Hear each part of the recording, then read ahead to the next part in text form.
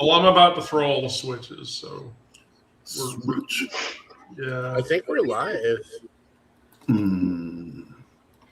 Let me just pop in. No. When the instance says we're live, it's not. I have everything set up in stages. Oh, I see. So, but now we're actually We are live. So that conversation. we are now active. Yeah, no, we're live now. So we just bring up that window. You're all getting a shot of my long dirty mirror. Yep. I just need to drop the drop today's link. What survives the morning into the Blue Sky post. We're gonna put the pipe somewhere else. Does the chat in here go to the Substack chat, or do I have to switch? No, so you'll have to just watch that independently. All right, so now we're live on Blue Sky. And we have people, hopefully. Well, anyway. Now let me bring up my notes. So today's article digest was really sort of problematic. Trump basically went out in front of and by the way, hi, I'm Wendy the Druid. We have Sturge, we have Kira, who is known by other people as Kirsten and Sarah and Onyx and Miranda, per the norm. But yeah, I mean, so like my opening thought for the day was fuckhead orange shit stain stood out in front of the Lincoln Memorial and racked up calling a reporter a baby, and then pulled his mouth away from the microphone and said something else that, if I read lips correctly, was something even more profane about the reporter's comments about cleaning up the National Mall or whatever. And according to Trump, they dredged out like 15 tons of garbage out of the reflecting pool that, according to him, had been there for 70 years. I'm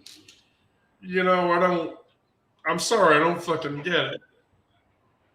But I'm surprised he didn't say it all went in the reflecting pool during the Obama or Biden administrations. Well, here's the thing, though. So, if he's trying to make that water, super clear and everything else, does that mean people are going to start swimming in it? I would. I mean, I've been to D.C. My sister lives in Rockville, so, I've seen people try to swim in the reflecting pool before. The National Park Service doesn't like you very much if you do that, and they arrest you for it. But,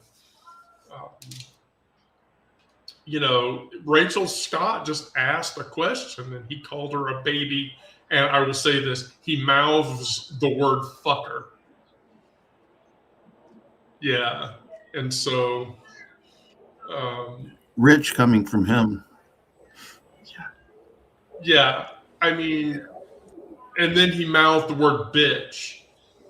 And that's the one that everyone sort of caught. But here's the thing.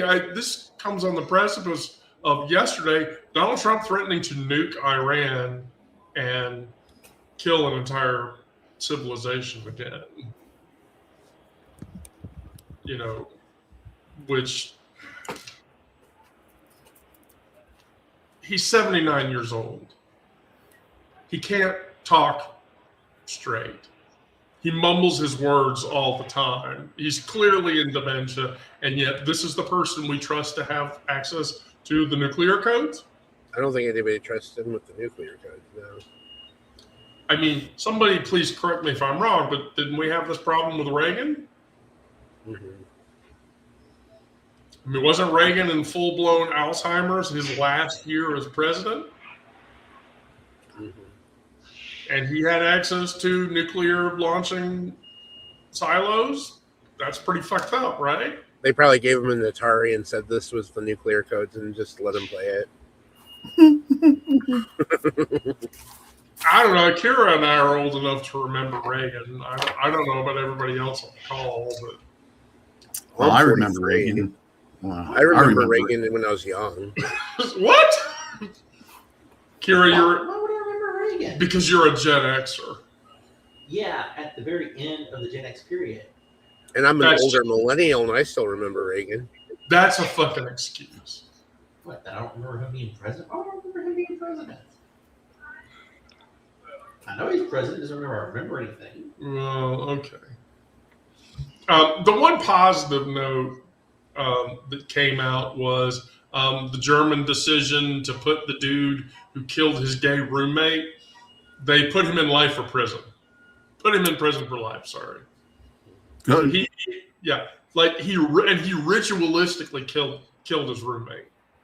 May he have all the days he deserves in prison. Well, I mean, European prison is not the jewel that American prison is. The jewel. Depending on which country you're in. Yeah. You know, Italian and German prison is pretty, you know, like it's just reform school. It's just like reform school. It isn't like you're going to go to prison and then Sarah, why do you got to send messages like that while I'm trying to talk? What the hell?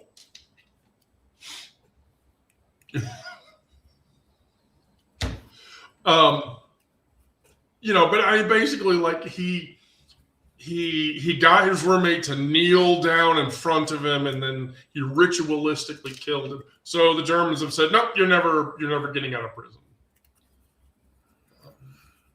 You're never getting out of prison." So with that, we'll go right into the narrative for today. And so my Harry Hay quote, who is the founder of the Mattachine Society in 1950, said, "We are not a variation on the heterosexual theme. We are a distinct people. And if we do not know that about ourselves with the same certainty we know our own names, no law that is on the earth will protect any of us." And, you know, he said that in 1950. And not in a room of supportive people. Didn't even have legal cover at the time. And there was no single institution that was behind him when he said this. And he said it to avoid of people. I mean, really, that's the whole deal. That's all of it. And 76 years later, we're sitting here in Onyx's case, and my case, and Kira's case, and Miranda's case. We're sitting in trans bodies in 2026, watching legislators debate whether we exist. And I need you to understand that in Hay's case, back in 1950, he knew this was coming. Sorry, Sturgill, so forgive me for not including. But Hay knew this in 1950. He didn't know the specific details. He didn't know the bills. He didn't know the contempt, but he knew that eventually we were going to face this challenge. So, you know, the question becomes, when you hear you're not a variation, you're a distinct people, does that relieve you or does that put pressure on you? Because from my perspective, I'll tell you what it feels like in a trans body from my perspective. It feels like someone finally said out loud the thing that, I knew, and before there were words for it. So what did you know before you had words for it? And so here's what I know. Then we'll go around the room. Trans people are not confused straight people. I've heard that argument so many countless number of times from so many people in my life. You're just confused. You don't know what you are. You're mentally ill. You're mentally unstable because you want to actively change your gender. And I'm so goddamn fucking tired of it. I'm so tired of hearing that argument. But what Hay is offering in that statement is something more than rebuttal. He's trying to give it an origin. Distinct people with our own history and our own gifts, our own ways of moving through the world. That's not a defensive claim. That is not, please stop being mean to us. That is, we were here. We've always been here. We've been here for thousands of years. We're not going to leave. And the only question is whether, they know it or not, and whether or not I have any fear about expressing myself or saying my name in public, which I don't.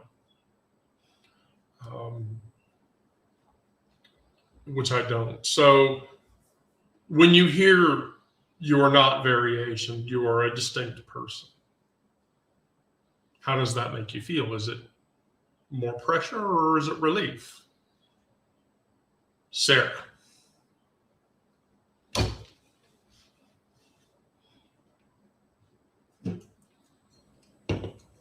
In a lot of ways, I'd say it's both. Oh, that's astute. Why?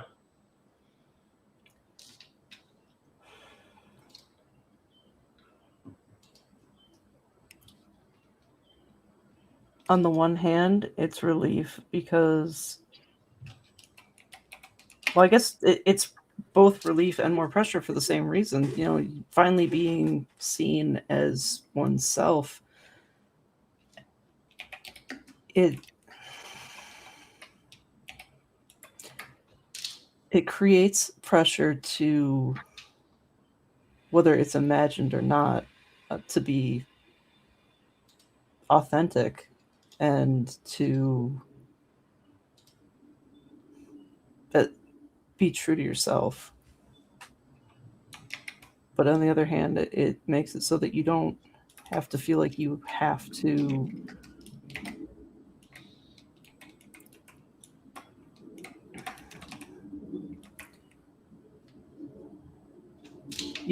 fit into somebody else's box. Why should you have to fit into somebody else's box? Well, you shouldn't, but that's kind of what society throws at us. That's why I was in the relationship I was in for 22 years.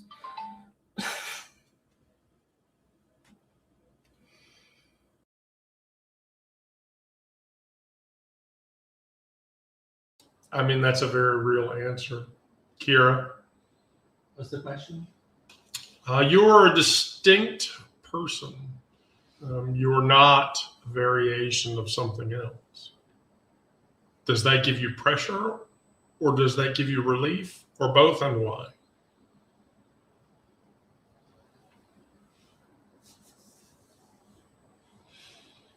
Kind of both. I appreciate being my own distinct person, being who I am. At the same time, that also, when you don't conform with others around you, it usually makes you an easy target for various things.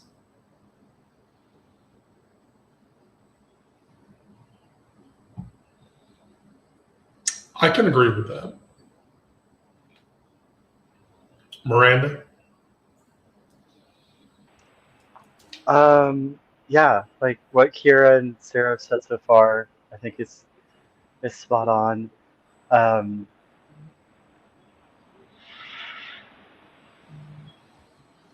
it is both, but like I try to focus more on the freeing aspect of it. Um, and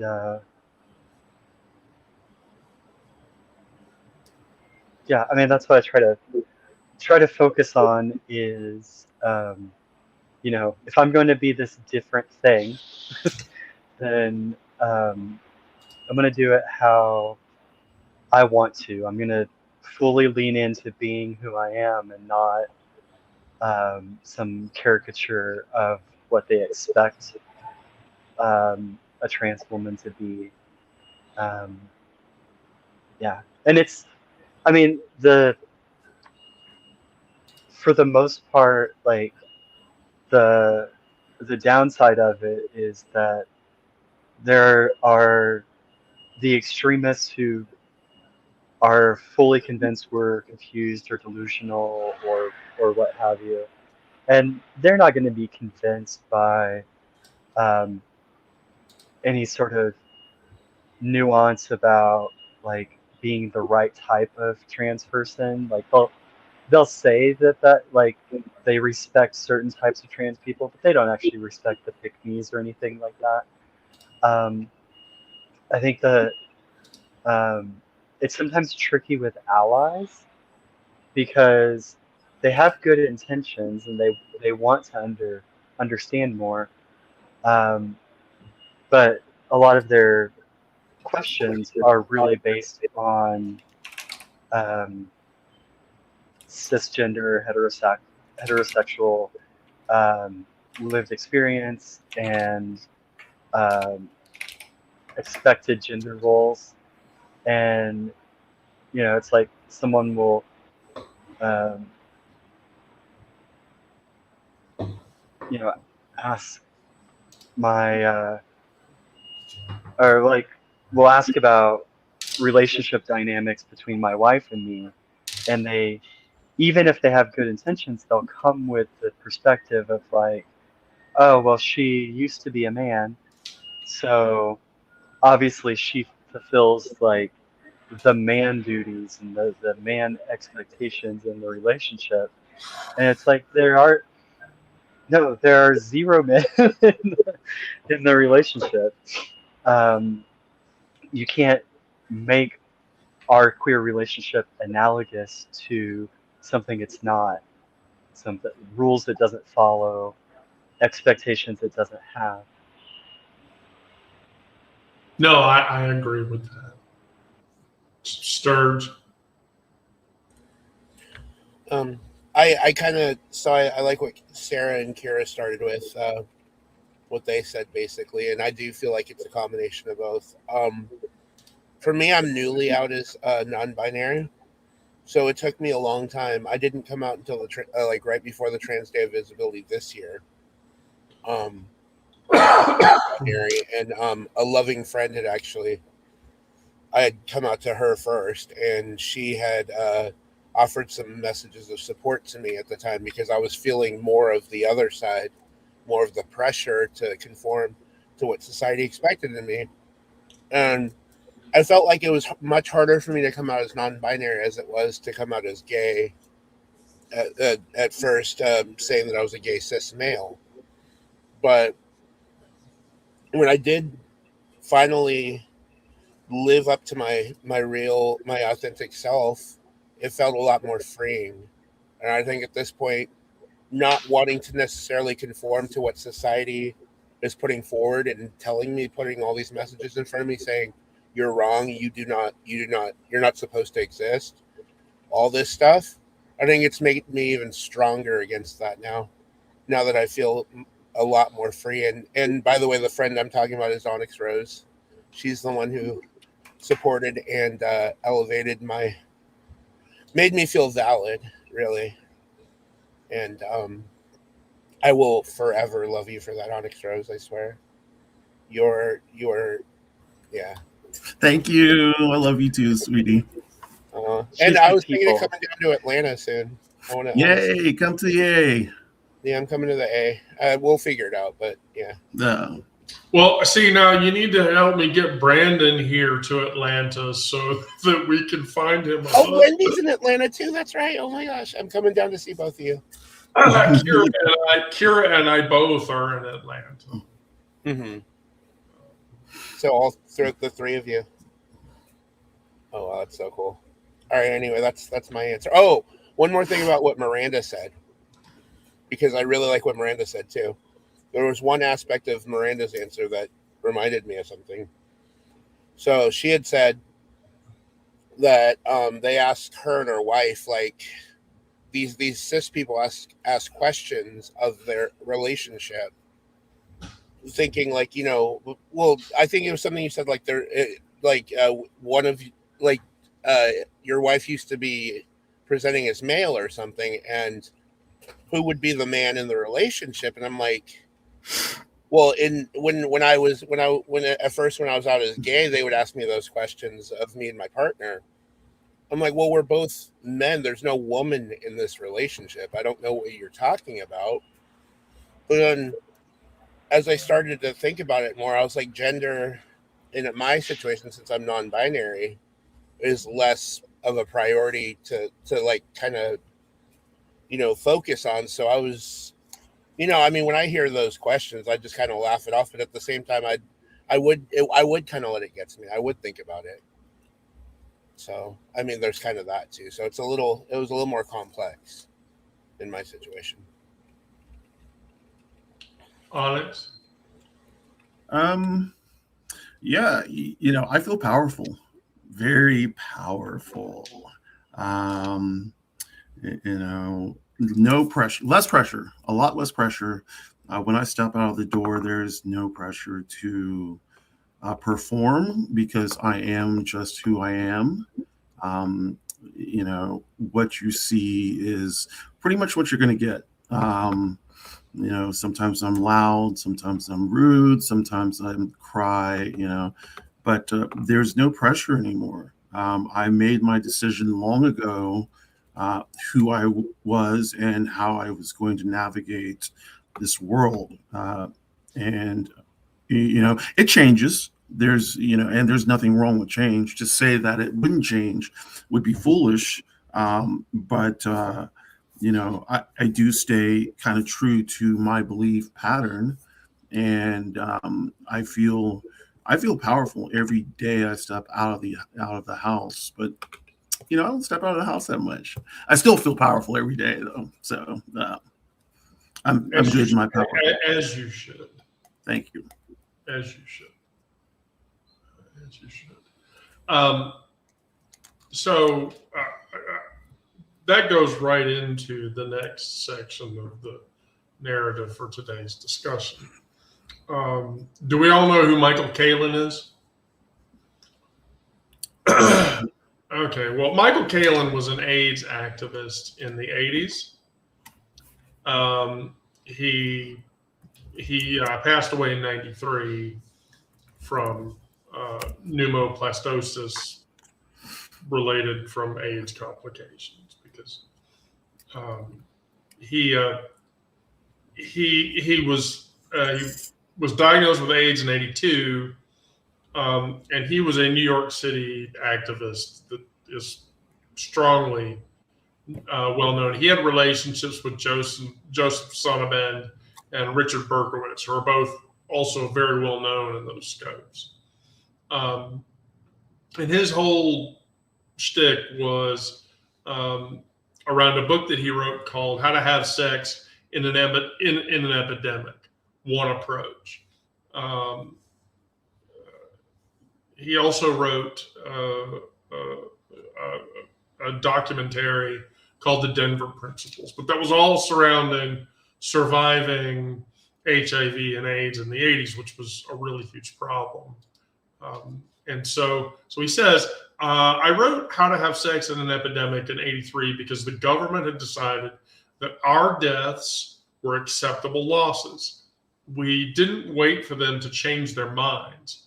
We made the document ourselves, and we handed it out at street corners. And that's what survival looks like when the institution has abandoned you. You become the infrastructure that the institution despises. And so that's not comfort. That's not hope. It is defiance, however.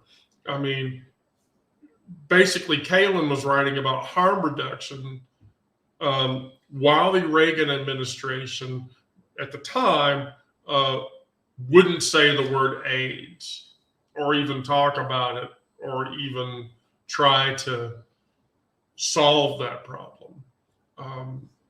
And so he made a documentary that he handed out to people at random on the street. If you're gay, if you're queer, and you're having queer, even risky gay and queer sex, read this. It'll protect you. And so, I need to say this plainly about acceptable losses, because acceptable losses is not acceptable. I think we sometimes let ourselves not say it plainly. As a trans person, and specifically to Black and Indigenous trans persons, are being killed, and the current administration has demonstrated a zero functional interest in that fact. Trans suicide rates are higher than they've ever been because of all of the things that are happening. The rollback of trans healthcare protections, the gutting of civil rights enforcement, the elimination of gender-affirming care for minors. These are not culture war abstractions. It's actually happening. These are policy decisions that produce mortality and increase the mortality of an entire strata of people. Whether we're 1% of the US population or not, that's a statistic. And so in Kalin's mind, he said, we didn't wait for them to change their minds. And I want to push on that because the temptation, the mother, I'm a Druid, the mother above, the mother of the earth, I feel it myself, is to keep waiting. And you keep waiting for the politics to shift. I keep waiting for the pendulum to swing in the other direction. I keep waiting for someone in power to look at a spreadsheet and give a fuck. And Kalin is saying, from back in 1983, honey, they have already told you what you are to them. Stop waiting for a different answer because you're not going to get it. You're just not going to get it. And so then I ask, do you feel the weight of Kalin's phrase, acceptable losses, in your body right now? Not intellectually, emotionally. And what does it make you want to do? For me, recognition is not the same as resignation. And I need that. Feeling the weight of being classified as acceptable is not despair. It's informative. It's the moment when I stop waiting for the institution to protect me and start asking, what can I do? What can I build? Where can I build it? Can I build servers in Helsinki like this server so that when the administration rules that I'm a dissident and they want all of my data, are they going to get it? Fuck you. No, you're not.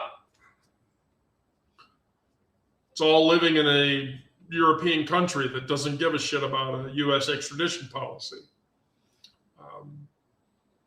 But who needs the document that I already know how to write? That's why we do this every Monday and Friday. That's why we do Jackbox games on Wednesday night, which we did on Wednesday night, and it was really fun. I'm never playing Fibbage with Astrid ever again because she's way better at that game than I am. But at its core, Kalen didn't sit with that grief of being abandoned and call it conclusion. He sat with it long enough to get pissed off and angry about it, and then do something in a productive direction. He made the thing that he built his body of work, and then he sat on street corners and handed it out to people. And so I'll re-ask the question to Onyx. Do you feel the weight of that statement, acceptable losses, and what does it make you want to do? Acceptable losses. When I hear acceptable losses, I think, I don't know why I think military. That's what I think. No man left behind.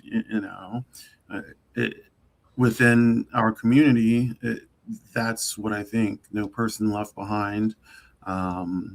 We have to, just like this person you're talking about. I don't remember the guy's name or the person's name, but we have to find a way to take care of our own. That starts first of all filling ourselves, so that we can then fill other people.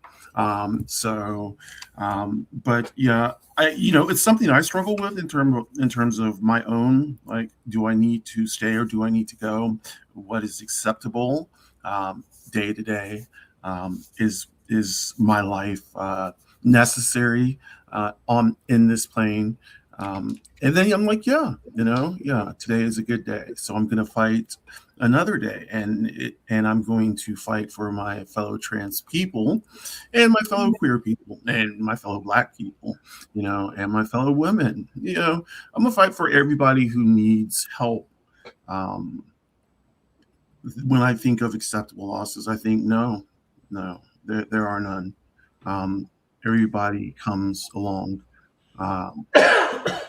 There are no acceptable losses, with the exception of I won't even say that. There are no acceptable losses. Period.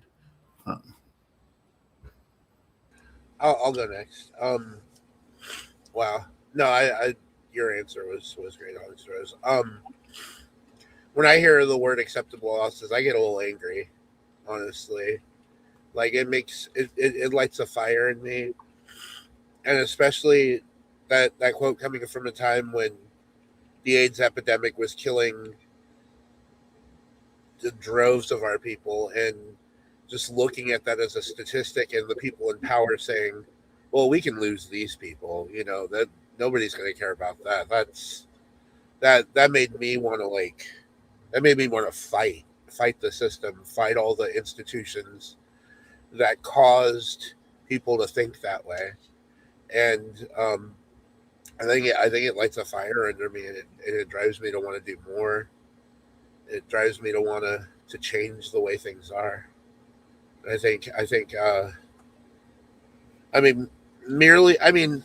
right now, I'm disabled. I can't do much on the ground, like boots on the ground kind of thing. But I do try, like, in the social media that I still have, attempt to reach out to people and galvanize the community, and basically try to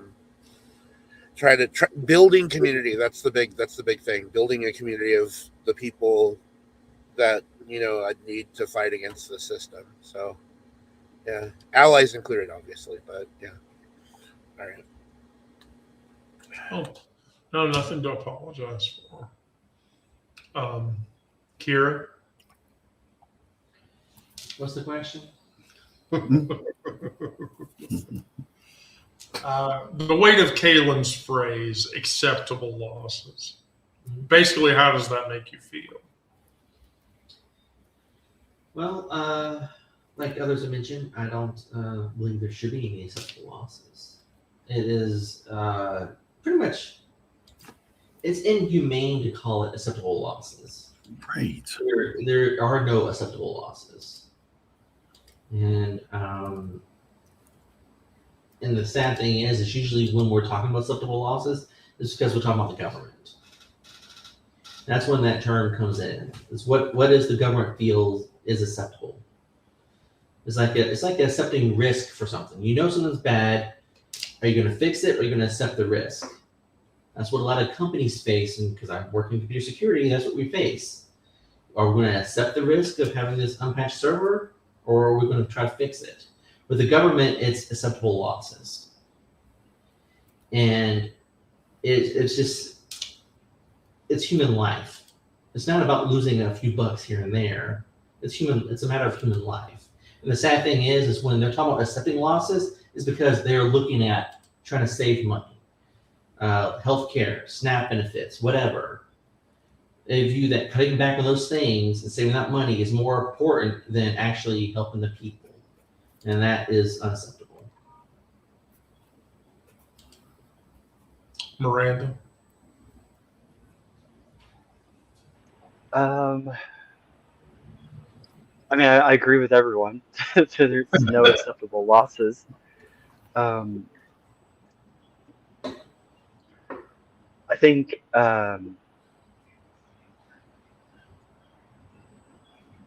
there's this idea in our society that of a hierarchy, and that determines how much somebody matters. And so, you know, of course, Black people, Indigenous people, queer people are really low on the hierarchy. So it's easy for people to say that we're acceptable losses and not feel that. But, you know, whenever you're on the other side of it, that definitely it hurts to be thought of as an acceptable loss or not mattering.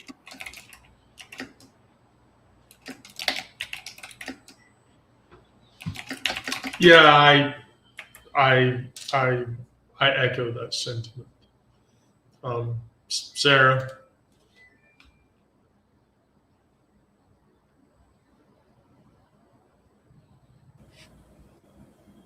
I think overall the idea of acceptable losses ends up attributing more or less value to an individual life. And in that sense, I agree with everyone in terms of there's no acceptable losses. Now, in my personal life, when it comes to losing contact with certain family members, I'd consider those particular people acceptable losses to lose contact with. But that's as far as that goes. But you're doing that for your mental health. Yeah. Right, and that's just losing. That's losing a relationship versus like not wanting them to live or to live fully. Right. No, absolutely. I mean, I don't know about you guys, but there's one very acceptable loss that I can tolerate. I think we all know what that is, and we all are in Right. agreement on that. Right. And I think everybody would benefit from that acceptable loss. I'd take more than one acceptable loss in this administration. I'm just saying. There are many dangerous people in that administration, and it's not just him. Well, there's a lot of queer people who are walking around with relatively safe context. I should say safe-ish, because I know nothing is fully safe. But comparatively, you know, that still turns the volume down. You know, but you're still editing the pronoun in the sentence. You know, sometimes I wear an ambiguous outfit, depending on where I am from a locale perspective. When I go up to Swanee, Georgia, I tend to wear leggings and boots and a somewhat reasonably gender ambiguous blouse because I don't want shit from people. Because I know that end of town is going to involve judgment. But the habit of waiting for permission, that became so automatic that I stopped knowing I was doing it. That's the thing that Caitlin is talking about. Caitlin had something to tell everybody back in the 80s, just like I'm telling everybody now. Don't be quiet. Asado Saint. Miranda, do you know who Asado Saint is? Oh, okay. Well, Asado Saint was a poet from the 80s and early 90s, and like Kaylin, he was an AIDS activist, and his poetic works, "Spells of a Voodoo Doll," were published in '96, 2 years after his death. And so he says, "I refuse to be a casualty that gets filed quietly away. I'm a black man, and I am a gay man, and I am a poet, and I intend to be all of those things loudly and simultaneously until there is no more time. Hunger is not a weakness. Hunger is the proof that you're still living." And so that was published in 96. He died in 94. The preface was published posthumously. And sit with that for a second. That guy wrote that. I refuse to be filed quietly, knowing that the filing was coming because he was dying. And knowing that the archive would outlast him if he wrote it the right way, he expressed it the right way. He was 36 years old, and he built it. And here we are in 2026, reading his refusal to just be filed away into nothing. I've said this before. I hope like 200 years from now, somebody unearths like all of our shit, like all of Miranda's poems, and all of the shit I wrote, and all of the poems that Kira wrote, and all of the poems that Sarah wrote, and go, wow, that's awe-inspiring. What were they really going through at that time? I don't want people to read my shit now. I want people to read my shit 200 years from now.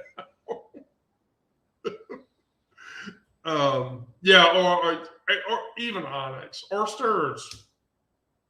Forgive me for not. Even Onyx.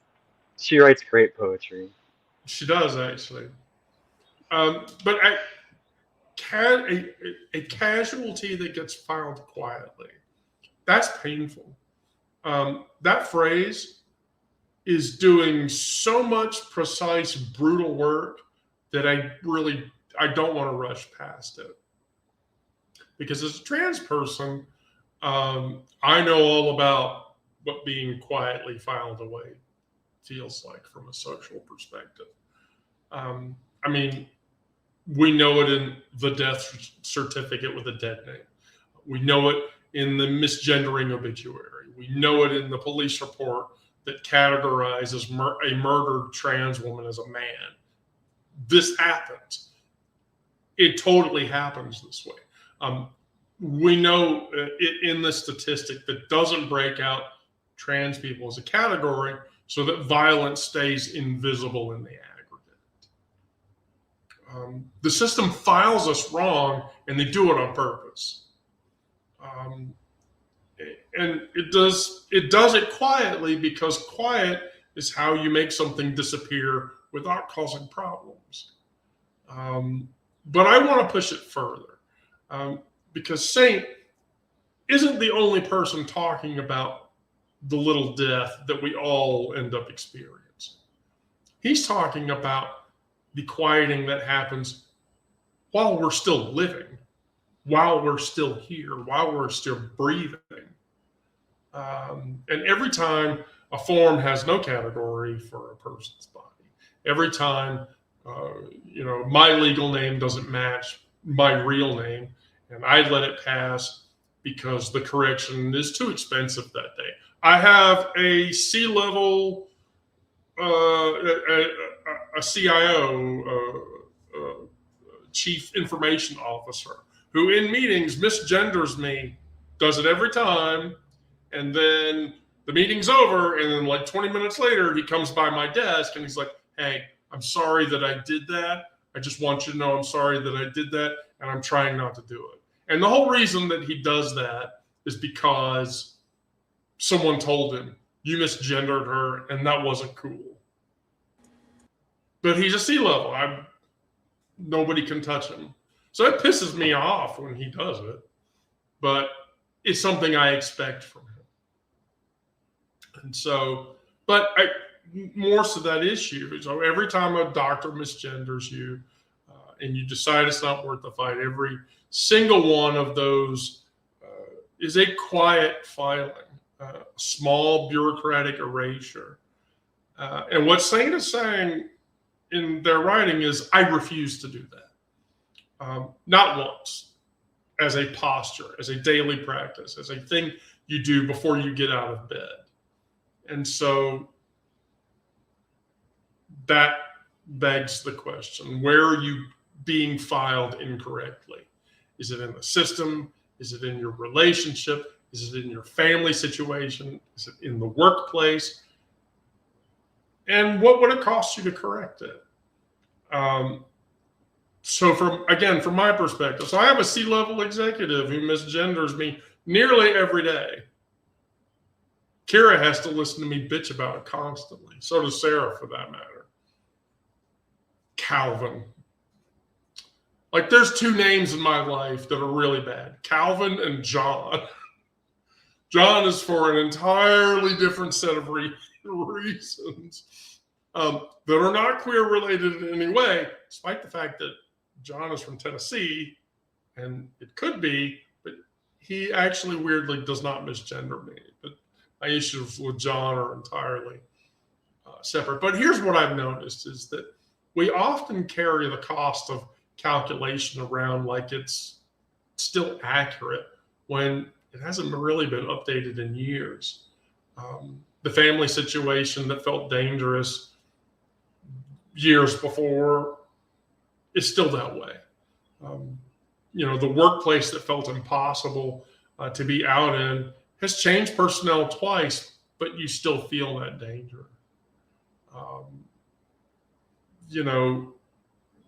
But Saint's refusal is not a one-time declaration. It's a commitment to keep checking. Is the filing wrong? Fuck yes, it is. Am I going to correct it? Fuck yes, I'm going to correct it if I have the goddamn energy to do it. Because some days I don't. But sometimes the answer is still just, it's too much and not yet. And I need to protect myself. And that's a legitimate feeling. But sometimes the answer is the cost is an old story that I'm still telling myself. And Saint from the grave from over 30 years ago is telling me, Wendy, quit fucking doing that. And so, Sarah, that's the question. Where are you currently being filed incorrectly and why?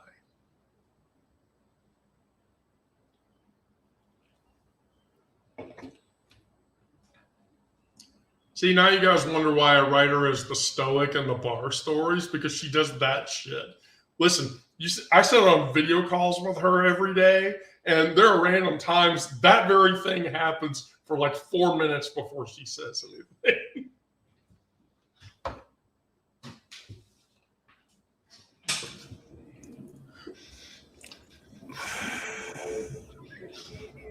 I don't know that there's any place specific that I can think of that I'm being filed incorrectly. That nothing springs to mind.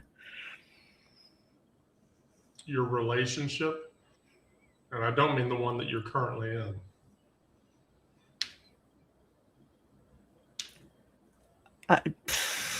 I guess you'll have to clarify, because I don't really give it enough thought for it to even register as being filed incorrectly. You don't think he's filing you incorrectly? It probably is, but do I care? Why don't you care? Because I've written all of that off. because That's I the very realized essence. That's the very essence of what Asato's saying to say. You probably are being filed incorrectly, but do you give a shit? no. Sturge? Well, I have a similar sentiment to Sarah, but it's more because I recently came out as non-binary, but I still use he, him pronouns with they, them. So if somebody says he or him, it doesn't misfile me. And I think the only time that I really get misfiled is when somebody just assumes that I'm a cis male. I think it bothers me just a little bit, but not as much as I thought it would. I don't know. It's that I have so many different labels that I ascribe to myself that I don't like to necessarily have to tell people in a conversation because it's just me. And I feel like if I have to go into detail about it, if they're genuinely interested, sure, I'll go ahead. But I basically don't, especially for people I barely know. I don't want to have that whole conversation with them and explain all the classifications that they may misfile me in. Like, assuming, like people who assumed that I was a cis gay male at first, in fact, found out that I was a pansexual, non-binary queer person, and so many other labels that, like I said, that would be its own show. But I don't know. Like sometimes it just doesn't get to me, and sometimes it just bothers me just a little bit. It just depends on the day.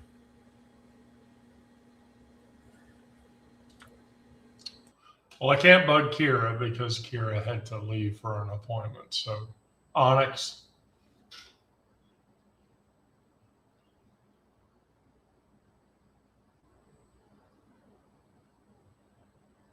You're talking in the mute, by the way.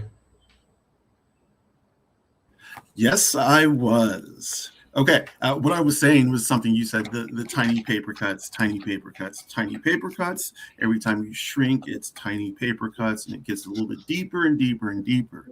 And then it's like ingrained in people, So with that being said, my name is actually Onyx Rose, not Onyx, and that is a paper cut that was, a tiny little paper cut. It was a little thing that started, and then it spread.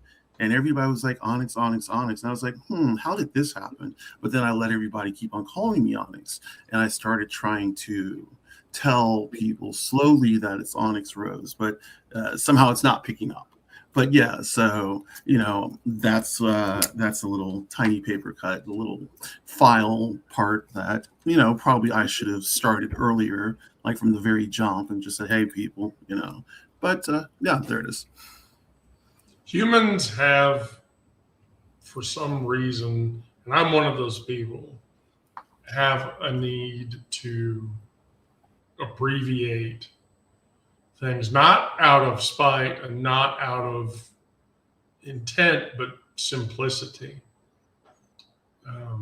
That's the whole nickname thing. That's why the whole nickname thing exists.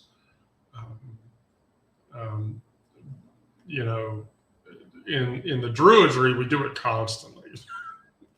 That's a religious thing. Because if I had to say Mirabilis, Alanevis, Anio officius, plant-like substance,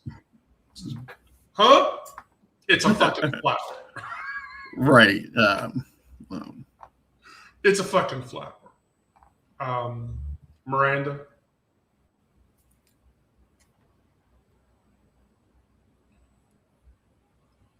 You're talking in the mute. None of us can hear you.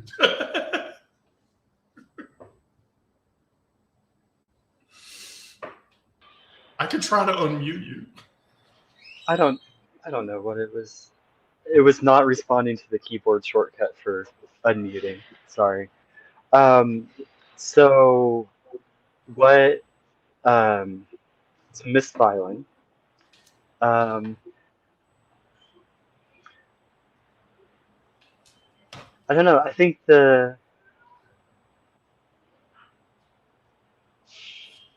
people are always going to misfile us, and the important thing is to file ourselves correctly. And the certainty that you know who you are is what will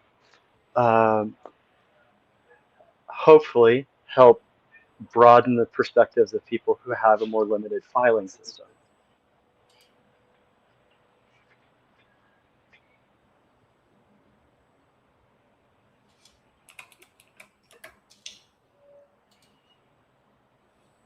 I can certainly agree with that statement.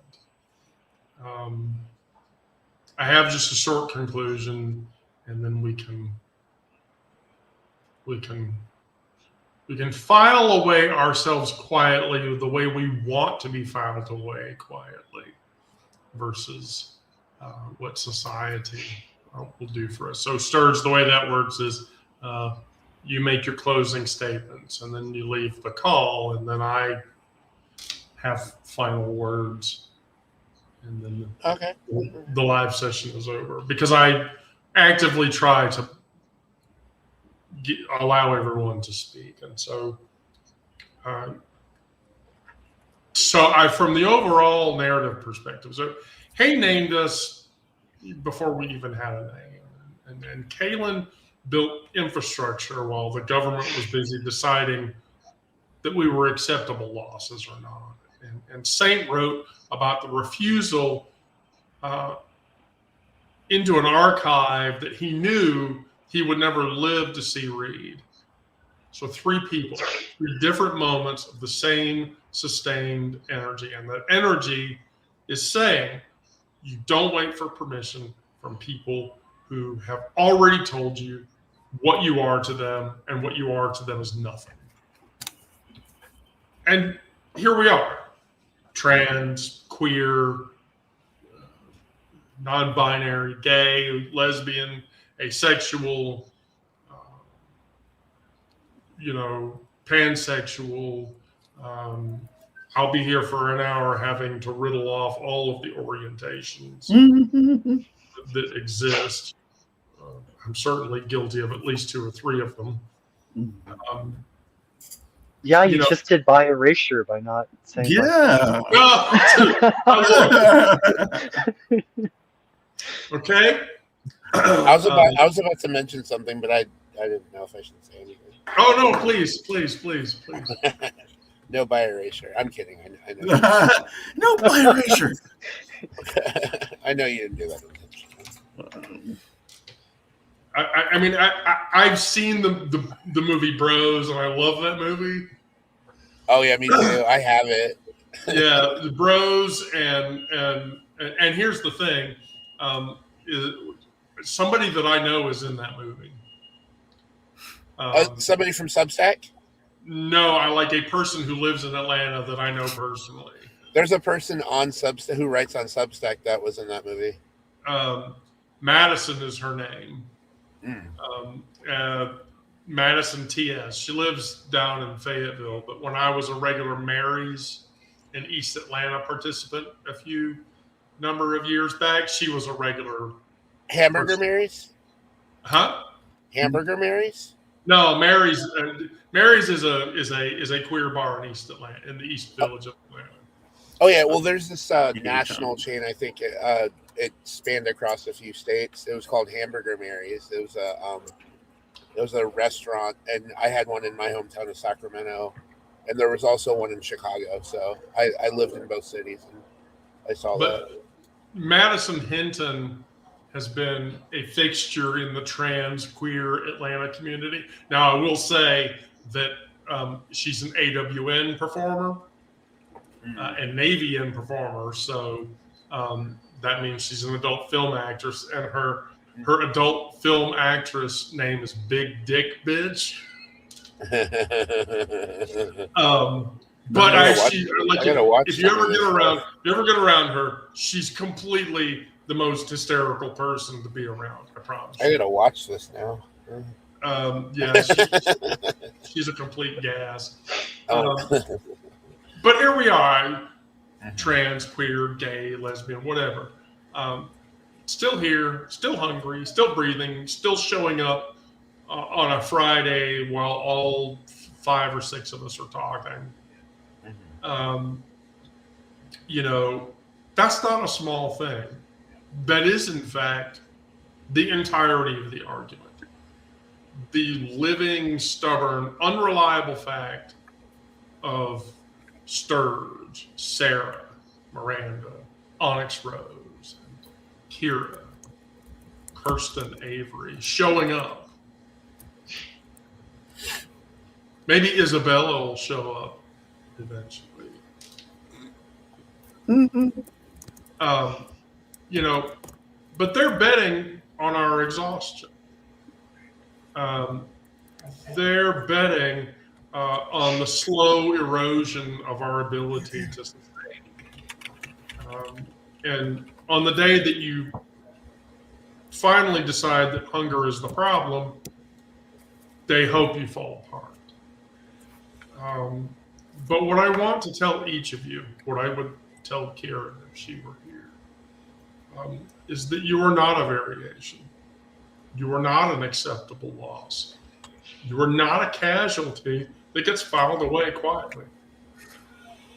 All of you, each one of you, are a distinct person with your own history, your own gifts, and a Friday afternoon that still belongs to all of you. And that's how it should be. Sarah, do you want to start with closing?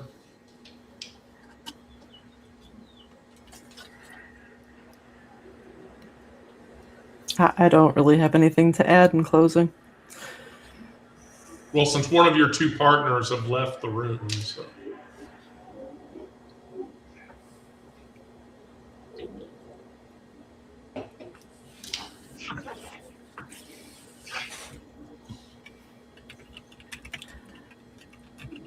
I'm just gonna leave the call for now.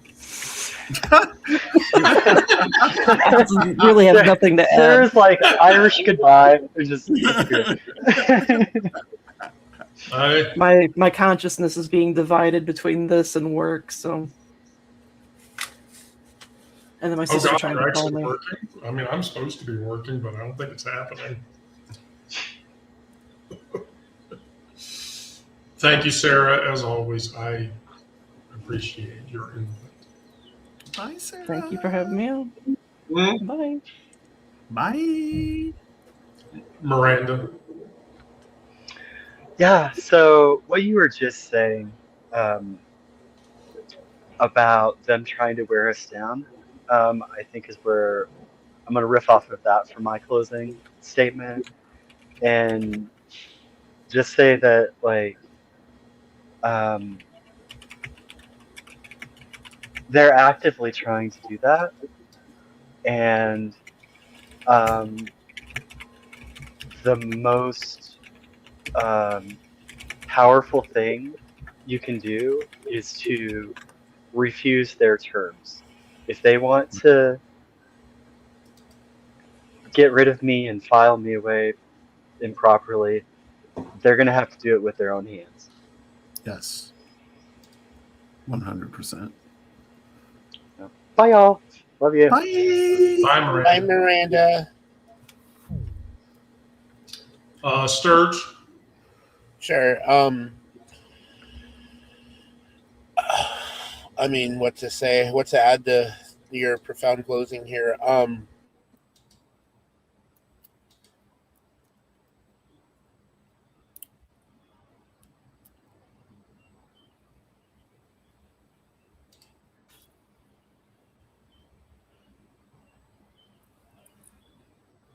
Sturge. I knocked out my microphone. Okay. Oh my god, that was wild. right at the moment I needed to close. Well, I guess that might have been a fun close just to let the microphone thing fade me to black. But it was an honor being here today. I loved getting to discuss all these topics today.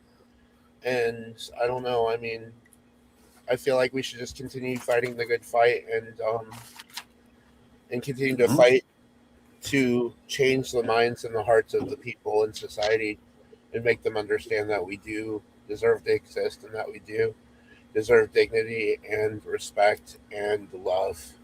That's all I have to say. Bye, Wendy. Bye, Onyxtros. Thank you so much for having me today. I'm looking forward to Bye, this Sturge. again. I'll talk to you later, Sturge. All right. Okay. Love you. Bye-bye. Love you too. Bye.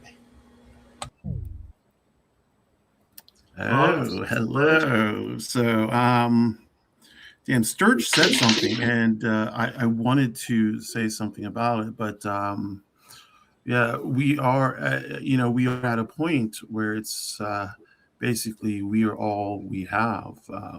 They're definitely gunning for us, and like Miranda said, if they are coming for me, let them come for me.